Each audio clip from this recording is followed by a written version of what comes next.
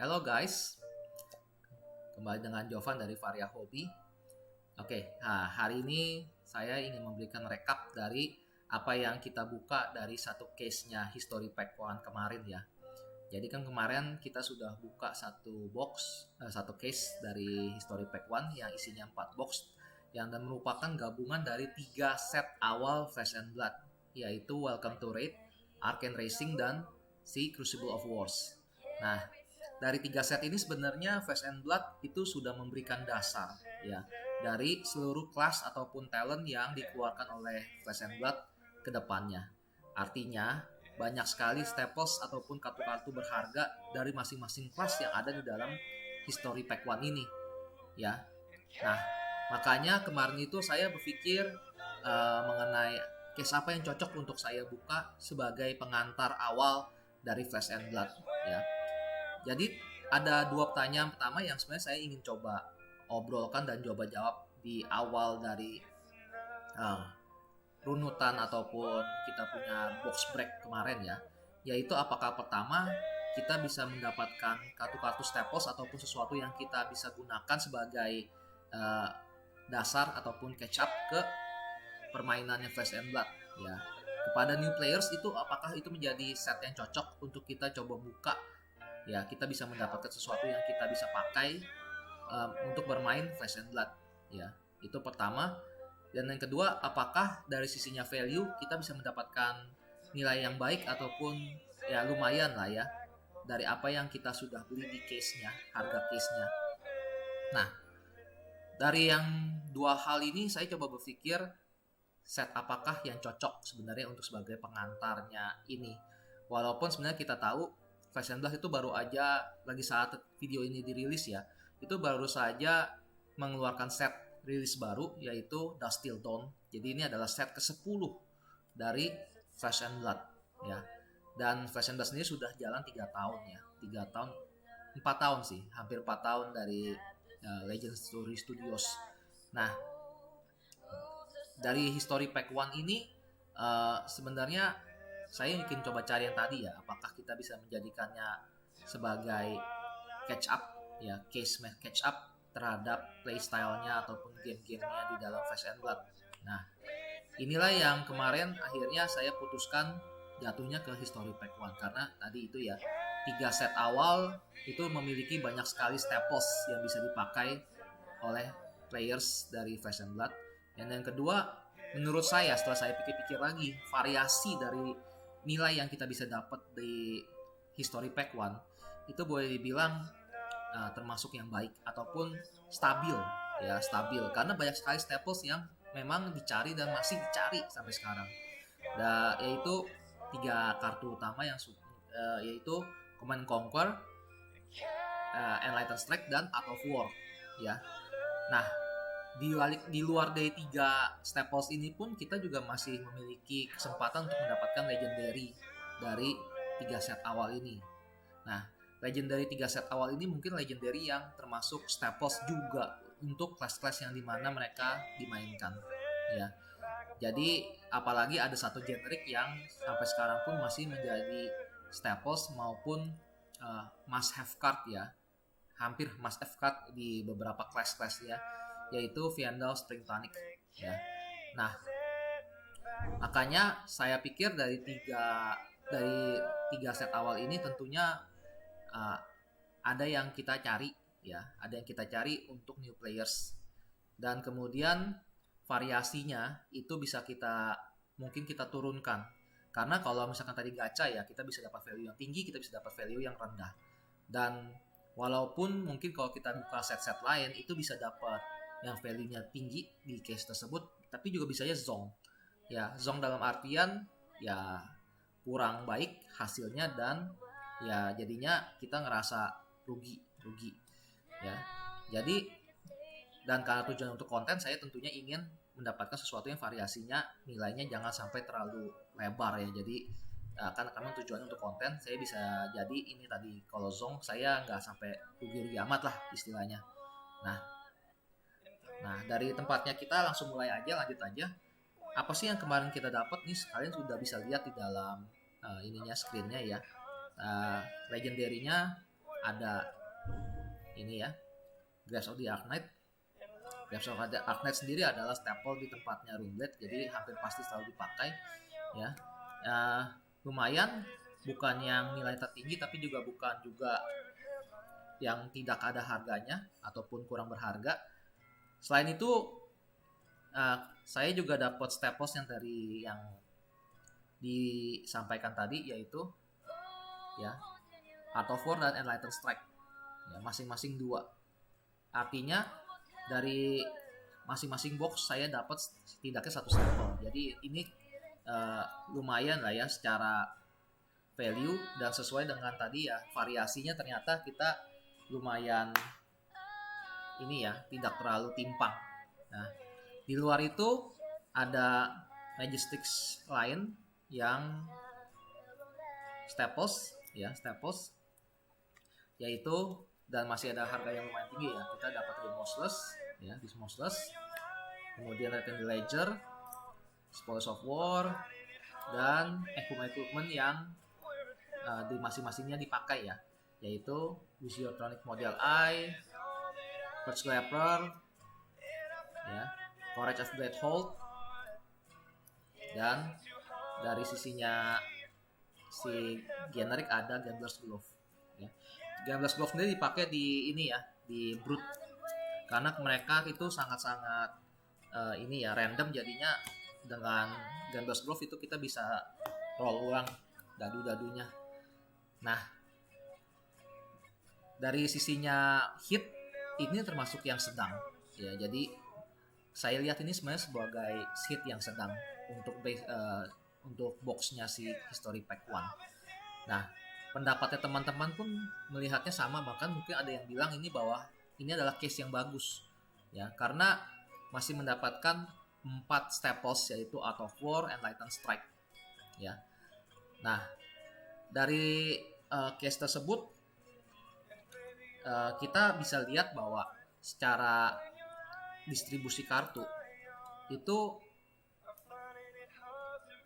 ternyata tidak terlalu luas ya, maksudnya ternyata banyak sekali yang duplikat dalam artian kita bisa gunakan untuk kelas tersebut, dan kita sudah mencukupi untuk Blitz tidaknya ya. Blitz itu ininya ya, versi yang di bawahnya Classic Constructed, yang memang ditujukannya untuk permainan cepat ya, karena HP-nya lebih rendah dan juga dari sisinya deck juga lebih sedikit. Jadi jumlah kopi yang dibutuhkan tuh hanya 2 masing-masing kartu. Nah, dengan banyaknya duplikat ini sebenarnya kita sudah bisa main Blitz ya, terutama untuk mungkin Warrior Class maupun Ninja, karena kita punya Lot of Wind dan juga Movemency Release ya. Ya, jadi Katsu Warrior ini sepertinya sudah bisa main dengan apa yang saya dapat di case ini ya. Selain itu mungkin Runeblade, karena Runeblade-nya dapat Legendary dan cukup banyak staplesnya di bentuknya Mario Furion Skies ini ya, rare-nya. Dan juga ada Moderate Ride serta Depth Critic. Jadi kita kalau mau main Viserai, saya lihat ini sudah cukup sih untuk bermain Viserai ya. Ada Art of War, Enlightened Strike, kemudian Depth Critic, Grasp of Arknight ya. Itu sudah cukup untuk main Viserai di Blitz. Sayangnya memang Viserai-nya sendiri sudah Living Legend, jadi ya mungkin harus cari yang lain, mungkin Chain bisa dipakai. Nah, dari apa yang kemarin dibuka, saya sudah bikin summary-nya. Di sini kalian bisa lihat kita sudah bagi dari tingkat rarity-nya. Kita punya Majestix-nya dan notable rares dan notable commons. Jadi saya memang list down semua Majestic yang didapat. Namun untuk notable rares dan commons itu saya pilih yang dimana ada nilainya, karena kan kembali lagi ini karena jumlahnya cukup besar, tidak semuanya memang boleh dibilang ada yang nyari ya. Nah, kalau kita notable itu biasanya artinya staples dan bisa dicari oleh teman-teman yang masih baru mulai ya, new players tadi ya. Common saya juga saya pilih yang dimana menjadi staples untuk new players untuk punya, ataupun semua playersnya Flesh and Blood untuk punya ya, karena ya kembali lagi ini hanya common. Mungkin ada baiknya dilengkapi dahulu ya sebelum kita masuk ke yang rare ataupun Majestix yang lainnya. Nah, dari sini kita dapat satu legendary Graves of the Arc Knight ya, nilainya pun cukup oke. Kemudian di Majestix kita dapat staplesnya 4 staples di Art of War, Enlightened Strike, walaupun tidak dapat Command Conquer yang paling tinggi, tapi ya ini adalah staples utamanya si Flesh and Blood juga, so not bad, 1 box 1. Dan beberapa Majestic lainnya yang nilainya lumayan tinggi seperti Remorseless ya, ada Chorus of Bloodhold. Nah, dari sini saya sudah buat summary-nya, harga-harganya juga, apa yang kita dapat di tempatnya History Pack 1 ya. Nah, dari sisinya value, berapa sih kira-kira yang kita dapetin dari masing-masing kategori? Ini saya ini dulu.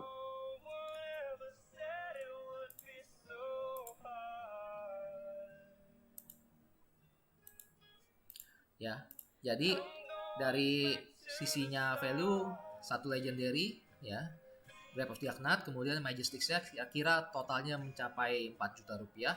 Kemudian dari notable rares-nya ada sekitar 400 ribuan dan commons-nya ada 350 ribuan. Jadi memang Majestix itu adalah penyumbang utama ya dari yang kita dapatkan di case-nya History Pack 1. Seperti seharusnya, karena memang kita akan cari chase itemsnya itu di Majestix-nya si ini ya, History Pack 1. Nah, ini semua membawa total value-nya menjadi hampir 6 juta rupiah. Mungkin kalau saya masukin lagi beberapa notable rares lain yang mungkin ya dicari dan bisa juga tidak, itu mendekati 6 juta. Jadi secara value mungkin kita bisa bilang kita mendapatkan sekitar 60% sampai 70% dari apa yang kita keluarkan untuk membeli case-nya History Pack 1 ini ya. Nah, tapi hitungannya kalau kita bicara rugi dong. Ya kembali lagi ini adalah permainan ya. Jadi memang kita beli ini untuk melengkapi apa yang kita cari untuk main di permainan tersebut. Nah jadi kalau secara awal, saya kan tadi kan ada 2 pertanyaan awal yang mungkin kita mau coba jawab sekarang ya. Pertama, apakah ini menjadi starter yang bagus untuk kita mulai Flesh and Blood? Saya lihat dari hasilnya yang kita dapatkan, jawabannya iya. Ya, jawabannya iya. Ya, jadi kita punya staples yang memang dicari dan mungkin agak susah untuk kita coba cari lagi di secondary market saat ini ya. Seperti Art of War dan Enlightened Strike. Apalagi Enlightened Strike ini adalah kartu yang kelihatannya sebenarnya secara staple di antara 3 itu paling bawah, tapi sebenarnya carinya paling susah sih menurut saya. Nah, kita dapatkan beberapa staples dari box dan case ini itu secara lengkap langsung ya. Jadi pertama adalah semua yang kita butuhkan untuk mulai Flesh and Blood itu boleh dibilang cukup dilengkapi dengan History Pack 1. Jadi ini adalah starter yang baik untuk kalian beli kepada new players untuk coba catch up ke permainannya Flesh and Blood. Nah, kemudian yang kedua, apakah kita bisa mendapatkan value yang baik dari case-nya History Pack 1? Kalau menurut saya pribadi, jawabannya iya juga. Ya, karena tadi sesuai dengan harapan saya ataupun ekspektasi saya. Saya dari pertama berpikir kalau ingin untung itu memang namanya gacha, itu lebih susah di History Pack 1. Tapi kalau kita mau mencoba mencari yang sifatnya stabil ataupun tidak terlalu zong ya, secara value jawabannya juga di History Pack 1 ya. Karena staples tadi pasti ada yang cari, pasti ada yang membutuhkan ya. Jadi dari tempatnya 2 pertanyaan awal ini, History Pack 1 itu adalah pilihan yang baik ya, secara melengkapi koleksi untuk new players, dan yang kedua mendapatkan nilai yang boleh dibilang masih baik untuk kita mendapatkan kelengkapan tadi. Nah, jadi semua ini bisa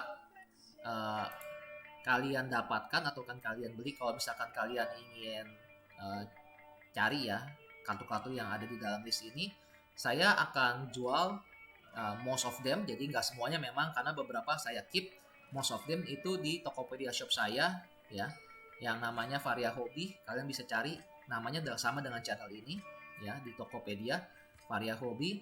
Karena memang seperti saya sampaikan di awal juga, bahwa ini saya tujuannya adalah untuk konten ya.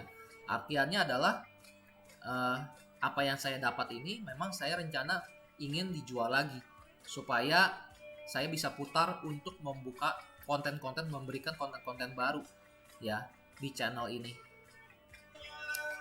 Oke, ya wis, thank you guys. Jangan lupa untuk like, komen, dan subscribe. Dan juga terutama untuk komen-komen kalian ya, kalau misalkan kalian suka dengan konten ini ataupun ada pendapat lain mengenai konten-konten yang saya sudah buat selama ini, silakan, mungkin kalian bisa berikan masukan-masukannya supaya bisa mengembangkan channel ini ke depannya juga. Baik, terima kasih semuanya. Sampai jumpa lagi. See you.